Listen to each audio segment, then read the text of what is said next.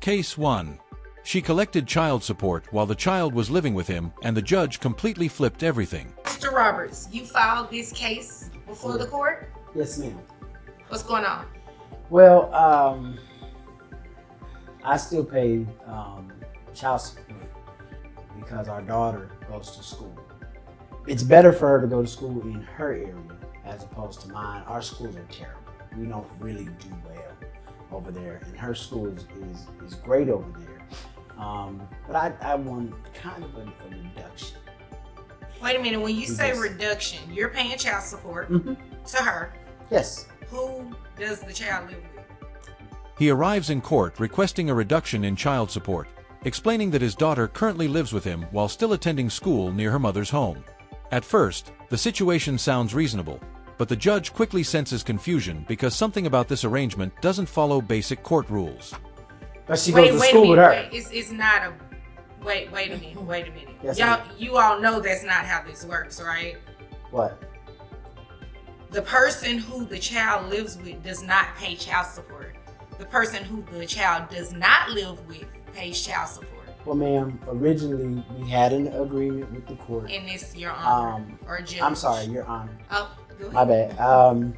We originally had an agreement, but she goes to night school. So, our daughter lives with me. Okay, but she goes to her cute school. That you guys have an agreement. Yes, ma'am. But the person that the child lives with does not pay child support. When the judge realizes he is paying child support to the parent the child does not live with, the entire courtroom shifts. The judge pauses and explains a fundamental rule. Child support flows toward the custodial household, not away from it. And this is only the beginning. You understand that, right, ma'am? Yes, but I'm the one that pays for her schooling. How much is her schooling? It's $600 a month. $600 a month. But the child lives with him. She has needs outside of school. You understand that, right? Yes, I understand. So the child is living with you. Yes. You're paying for her day-to-day expenses. Absolutely. You're paying for her extracurricular activities, I'm assuming, right? Absolutely. Yes, ma'am. What are you paying for besides school? I only pay for school and the food that she eats on a day-to-day basis. You put food in his house? He insists there was an agreement allowing this unusual setup. He mentions school arrangements and past understandings, but agreements do not override the law. The judge presses further, clarifying custody and residence while making it clear that informal deals cannot justify improper payments. Why don't y'all just get back together? No, that's not a good idea. That doesn't make any sense. She's kind of volatile. So we like each other outside of a relationship, but in a relationship it's kind of volatile. So okay, so guys, that's not how this works. Okay. Yes, ma'am.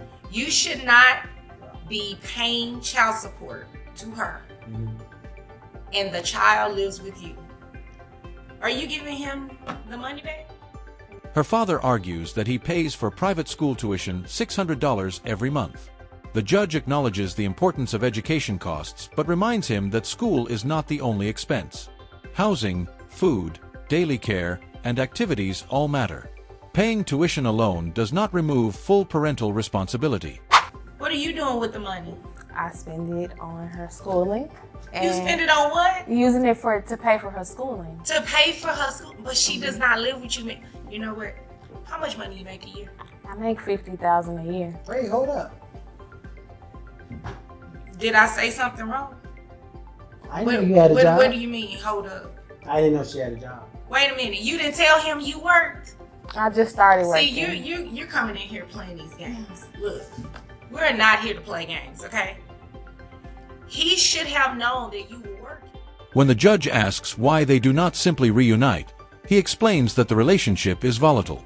That honesty changes nothing. The judge makes it clear that personal relationships do not alter financial obligations. Then comes the critical question: if he pays support, is that money ever returned? And you should not be taking money away from him, and you have a job, and you're making how much? I'm making $50,000 a year. $50,000 a year? You know what? You think it's a game. In all honesty, Judge, I In just all started honesty, working. you think it's a game. That's not cute. And this is not funny. This is a serious matter. This man is paying child support for a child who lives with him. She admits the money is never returned. Instead, it is used freely. The judge immediately shifts focus to income and asks how much she earns. The answer shocks the room: $50,000 per year. Suddenly, this case becomes about hidden facts rather than simple confusion.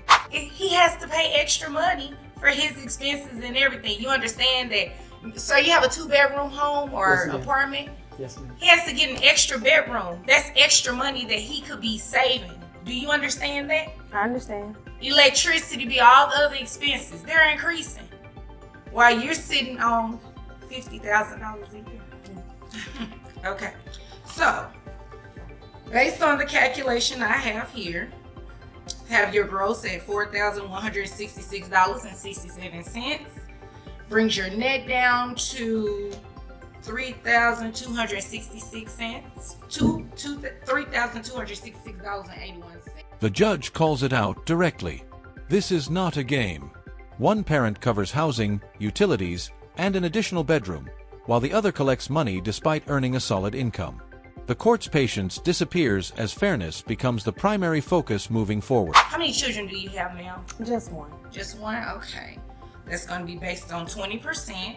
So child support is $653.37. You can close your mouth. It's okay. You're getting $600 right now from him, and you make $50,000 a year. Who pays health insurance for this child? I do. How much is health insurance? $150. $150. How often are you paid? I get paid every 2 weeks. Now the calculations begin. Income, net pay, and state guidelines are reviewed carefully. The judge explains each step to ensure transparency. With only one child involved, the percentage is applied and the financial direction of the case begins flipping rapidly. So for the child only, it's $150? Yes, ma'am. You do understand that a part of the child support obligation is to pay health insurance. The two of you understand that, right? Yes, ma'am. So you, ma'am, will be paying $653.37 plus $150 as medical reimbursement for the child, which brings your monthly obligation to $803.30. Health insurance enters the equation next. The father pays for it, and the judge reminds both parents that medical coverage is part of child support. Reimbursement is added, increasing the obligation further. As the number climbs higher, the mood inside the courtroom visibly changes. And again, you can close your mouth because that's what it's going to be. Thank you. Your Any other questions? Anything else pertaining to the child? We're not here to play games, ma'am. You need to do what's right by him as well as by your child. Everybody clear? Yes, ma'am. If nothing further, you all are dismissed. The final ruling lands heavily. She now owes more than $800 per month. The judge quickly shuts down reactions, reminding everyone that court is serious business. What began as a request for reduction ends in a complete reversal. Games were played and completely exposed. But case 1 was only the warm-up, because the next parent believed quitting his job would fool the court. Case 2, he quit a $95,000 job to lower child support, but the judge wasn't buying it. Mr. Navarro, Hello. did I pronounce your name correctly? That's correct. Yes, Okay. ma'am. You brought this case before the court? That's correct. Okay. What's going on? So basically, she didn't show up today, as you can see. I'm used to that. 2 kids. I'm actually making $95,000 a year. I've recently quit my job in hopes that maybe you might be able to help me relieve some of the stress of affording a higher child support bill. Did you really just come in here and say that? Well, I mean, I thought that would be, I thought that was what people do. He begins confidently, admitting he once earned $95,000 a year, but quit his job hoping it would reduce his child support. The judge pauses, processing what was just said. This moment signals immediate trouble because intentional unemployment rarely earns sympathy in court. No, that is what people try to do, but I definitely don't do that. Well, from my understanding, I thought that, that was something that I had the opportunity and the option of doing. I mean, obviously, if I've not making a certain amount of money anymore, then I should be able to have a less of a child support payment. Okay, well, let's have a conversation. Okay. You quit your job. Correct. Making $95,000 a year. Yes, ma'am. Do you go out of town on trips with the kids? Yeah, I do a lot of traveling, sometimes. That wasn't my question. He explains his reasoning, believing that lower income would naturally reduce his support obligation. The judge listens without showing any impression. Then the questions shift toward travel. The trips are frequent, expensive, and revealing. The conversation slowly moves from employment to lifestyle. And that shift changes everything. You do a lot of traveling with the kids. No, it's mostly me and my girlfriend. Where do you and your girlfriend go? We go, it's, all over the world, let's just say that. We do all kinds of stuff. All kinds of stuff. Mhm. Like what? Tell me some of the places that you Trips guys to go. I've been to Africa the past year. Europe. I love water, things of that nature. Beautiful Mother Nature, sightseeing and things of that. Oh, that is wonderful. No. So, who pays for your girlfriend to go? I do. Africa, Europe, luxury destinations. None of these trips include his children. Instead, they are taken with his girlfriend, fully funded by him. With every answer, the spotlight grows stronger, turning vacations into evidence and exposing priorities the court cannot ignore. Pay for your girlfriend. Wait a minute, let me get Yes. this straight. This is Navarro. Yes. You made $95,000 a year. I did. I don't anymore. You did.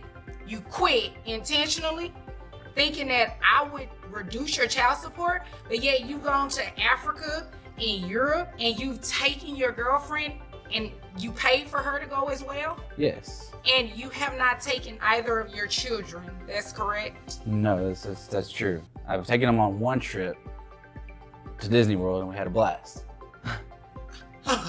Yeah. No, that's not how this works. The judge connects the dots immediately. He quit intentionally, traveled internationally, and funded luxury vacations for his girlfriend while claiming financial hardship. One Disney trip with his kids does not balance the scale. Courtroom tolerance disappears as accountability takes center stage. So yeah, although she is not here today because she was served, she should have been here today. I understand. That doesn't help my case? No, that does not help your case because you came in this courtroom and said that you made $90,000 a year and you intentionally quit with the hopes that you would come to court today and I would just give you what you're asking for. Yeah, that's not how this works. It's not. You're a guy. If you were not a guy, I would call you. I would tell you by Felicia. Yeah.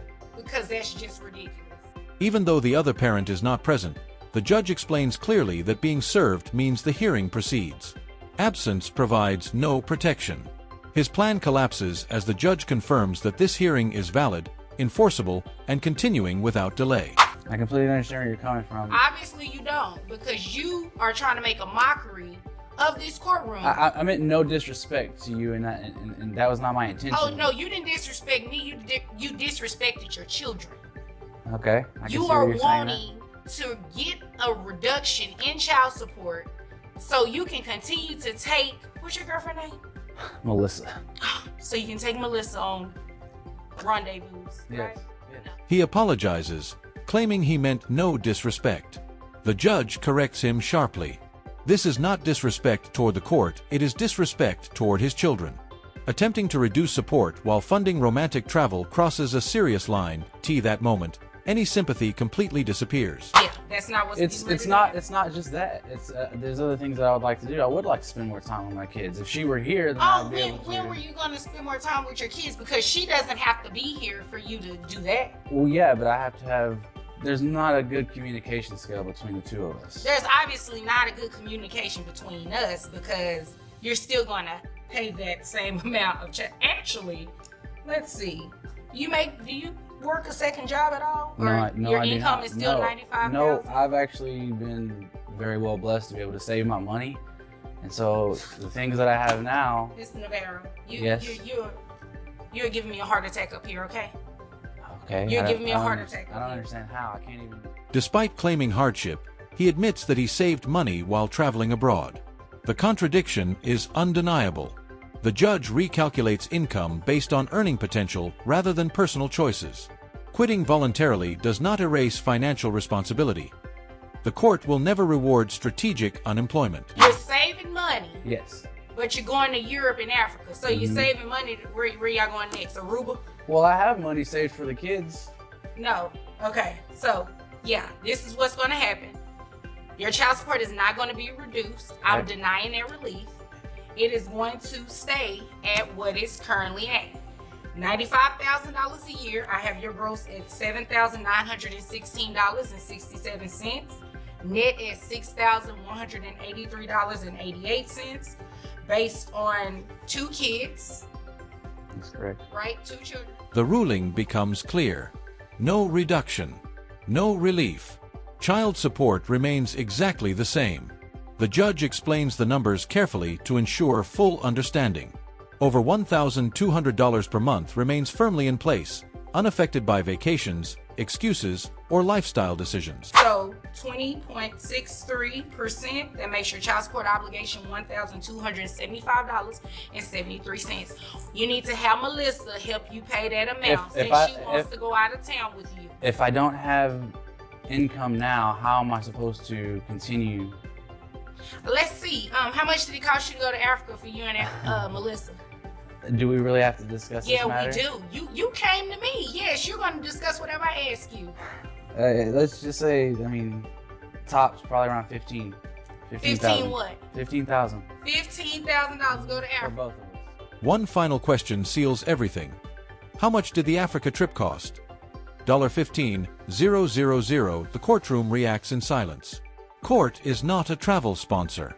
Every dollar spent becomes evidence against him, and there is nothing left to argue.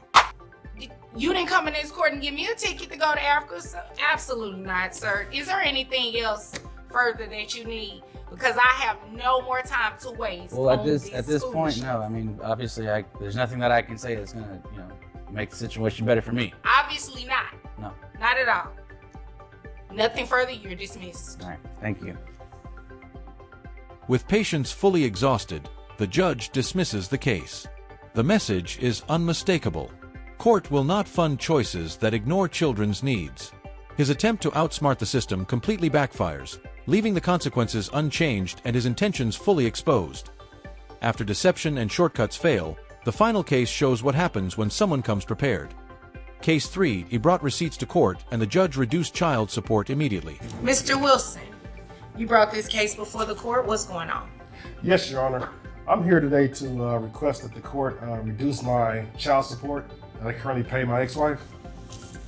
Currently, I pay $800 a month, but up until last year, I worked for the city, and now I'm currently self-employed, and I make considerably less money. So I was requesting that my child support be lowered to reflect that. Before we go any further, where is Mrs. White? I don't know. You sent her notice that she was supposed to be here today, right? Yes, she was served. Okay. He respectfully requests a reduction, explaining that his employment situation has genuinely changed. Previously working for the city, he is now self-employed and earning less income. Proper notice was served immediately, and the judge quickly recognizes that this case carries a completely different tone. So, I guess she didn't understand how serious this was today. All right. So you said that you used to work for the city Yes. and now you're self-employed. Yes, I am. And what do you do self-employed? I own a tow truck business company. Okay. Are you making more money or less money now? I'm making less money. I have a lot more expenses being self-employed, but I'm making less money. All right. Now running a tow truck business, he explains that operating expenses are higher while income has decreased. There are no exaggerations and no excuses. The judge listens carefully because the explanation aligns with documented financial reality. Honesty immediately changes how the court evaluates the request. So based on what you provided to the court, you have some receipts Yes, I do. showing what you pay in what daycare expenses. I also see a 1099 here that you have from workers. You have what, 2 employees? Yes. then I'm also seeing a tax return here. Based on this tax return, I have your earnings. It has gone down. It has gone down. Receipts, tax returns, and 1099 forms are reviewed closely. The judge confirms that his income has genuinely declined. Unlike previous cases, the paperwork supports the testimony. Preparation speaks louder than words, and credibility begins working strongly in his favor. I have you at about $3,700 now. Yes, that's about right. I make about $47,000 a year. All right, so you say you pay $200 a month in health insurance? For him, yes. And this is for him only, full coverage for only him, not you and him. Yeah, it's about, with both of us, it's about $450. Okay, just want to make sure because you don't get any credit for yourself. It's only credit for health insurance for your son. You understand that, right? Yes. Okay. Health insurance costs are clarified carefully. Only the child qualifies for credit, not the parent. The judge explains this distinction clearly to avoid confusion. Precision matters because court rulings depend on verified numbers rather than assumptions. So based on that, I have your net and giving you credit for the $200 that you pay in health insurance for your son.